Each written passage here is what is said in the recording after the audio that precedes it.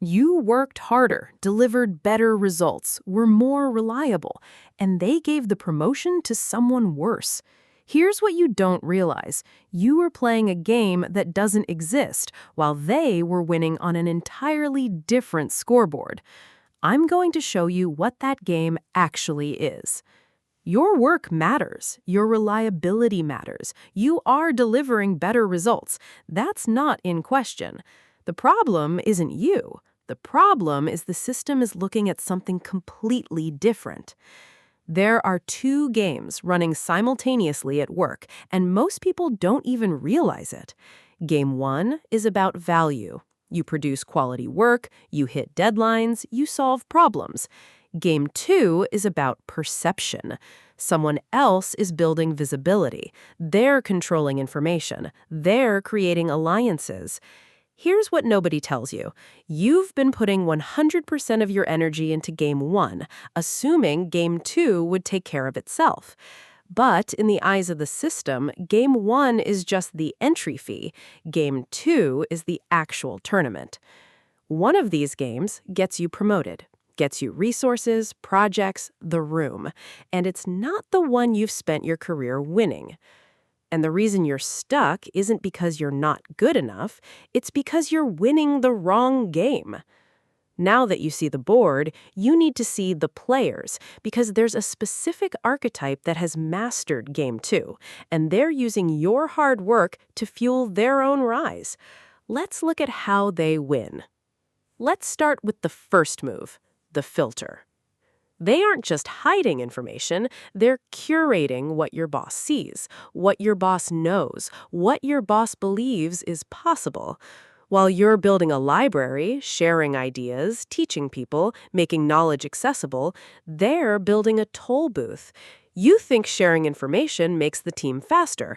They know that by being the only source of certain information, they become the only person the boss can't afford to lose. Because here's the truth. Information isn't knowledge to share. Information is leverage, and they're the gatekeeper. Think about the last time your boss made a decision about resources or opportunities.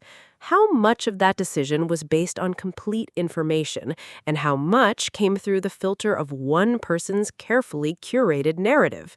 That's the filter in action. Here's the uncomfortable part.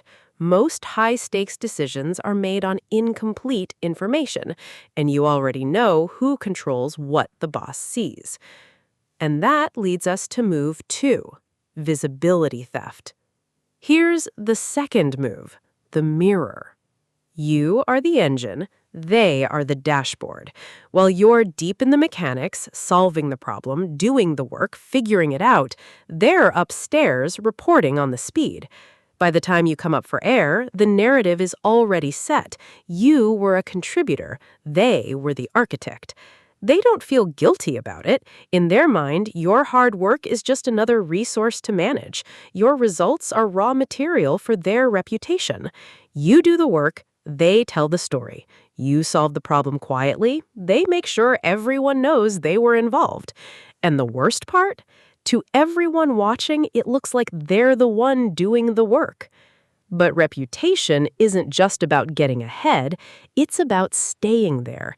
To make sure no one ever looks behind the mirror, they build a shield.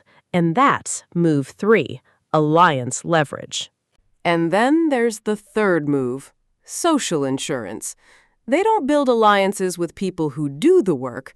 They build alliances with people who verify the work, and only when it serves them. Here's how it actually works.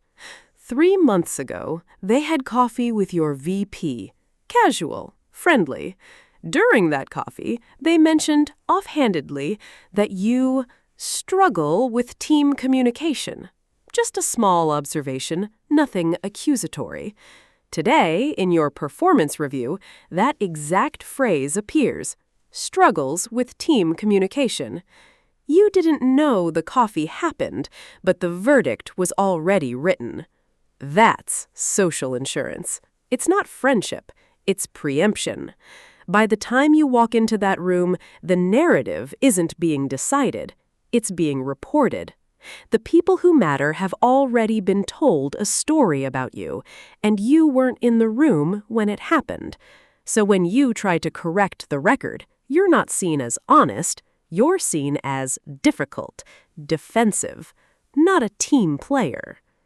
Think about who your boss has coffee with, who influences their thinking about you before you ever get a chance to speak.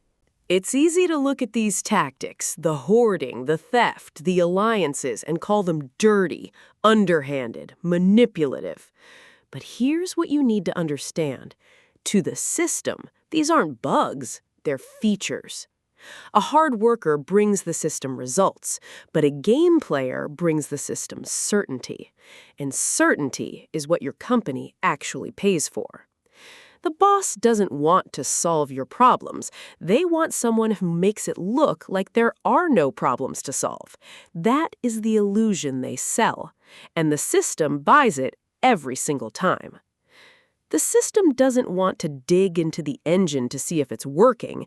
It just wants a dashboard that says everything is fine, work is abundant, good results are common, but certainty is rare. The system isn't broken, it's doing exactly what it was built to do. And you're just on the wrong side of it. Here's what I want you to understand. You don't need to become them, you just need to learn the language of Game 2 so your Game 1 results finally get the credit they deserve. You don't need to change who you are, you just need to change where you're looking. So here's what I want you to do. Look at your next meeting differently. Notice who controls the narrative, who shapes what the boss believes, who built the relationship before they needed the favor. Once you see it, you can't unsee it.